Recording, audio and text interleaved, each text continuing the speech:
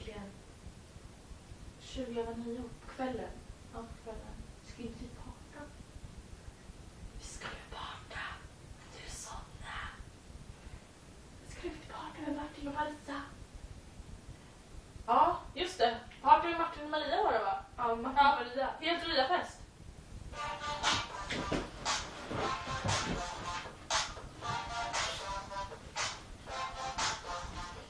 Ja, nu sätter jag oss här på igen.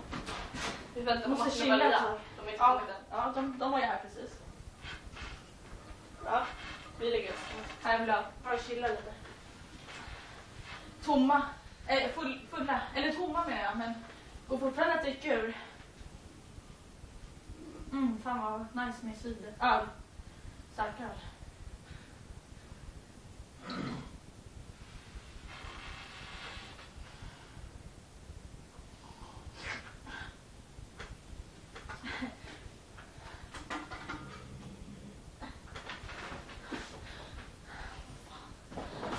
Nu ska vi parta.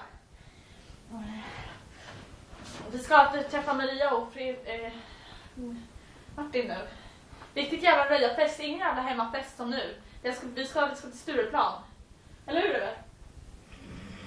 Ja. Här. Peace.